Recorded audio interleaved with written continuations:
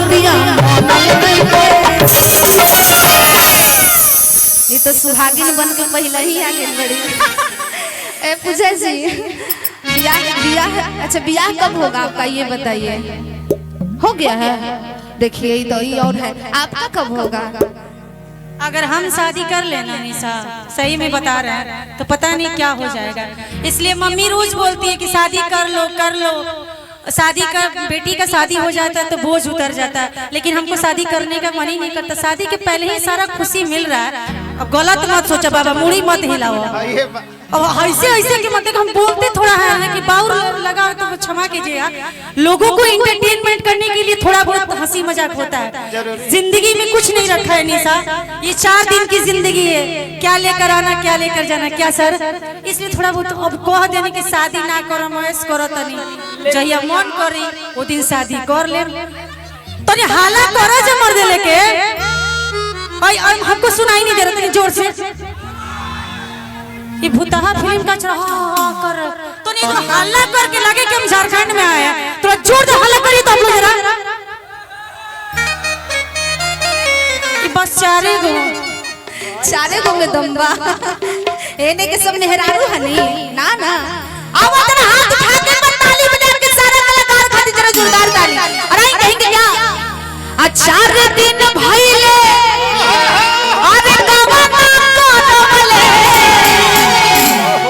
अभिले सुहाग रतिया नहीं थे। ए पूजा जब बियाह हुई तो पता चली आ तोहरा राजा रंगबाज के मिजाज अभी बनल नहीं थे। कैसे?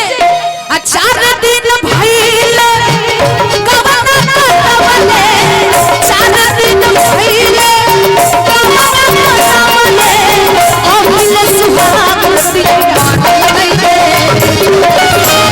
रंगबाज के मिजाज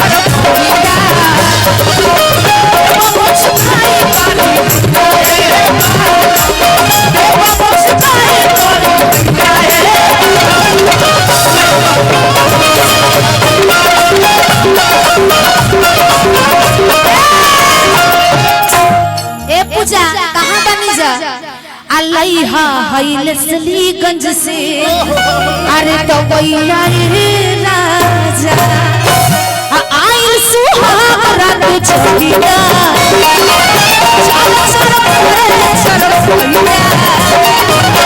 आयल सुहाग रात छगिया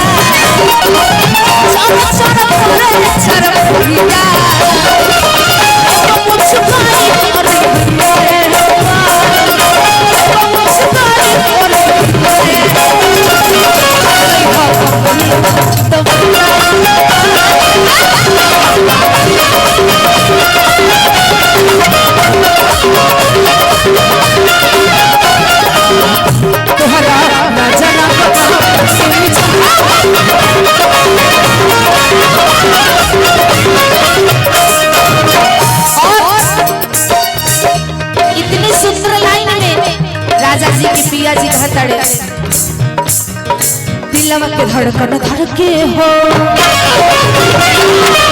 छतिया धड़के हो दिलवा के धड़कन धड़के हो धड़के अरे लैला होए कमना ए 4 दिन भइले कमना करवले अभिल सुहाग रतिया। वाह बाबा ये तो हजारों हजार के नंबर ही दे दी हले पूजा जी के।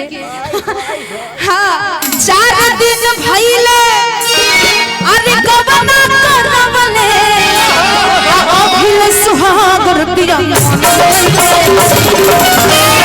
ई कहा बाबा लकट हो चूरा दही खिला देब हाँ तुहरा राजा राम के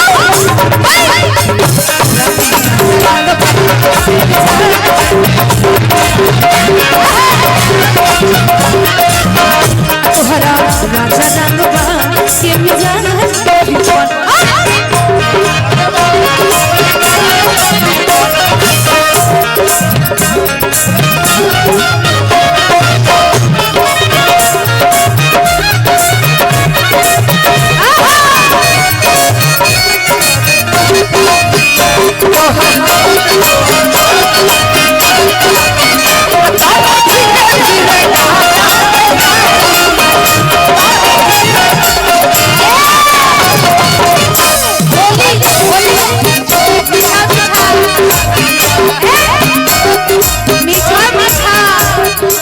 मीठा मीठा होली है तनी होली के रस में का तने धीरे धीरे रहता फेटाई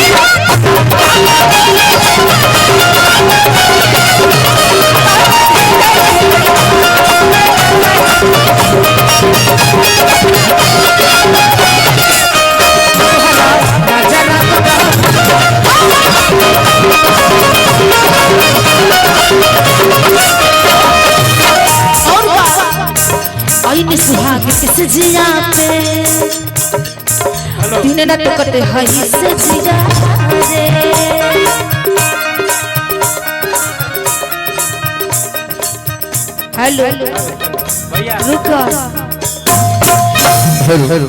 कुछ कुछ बोल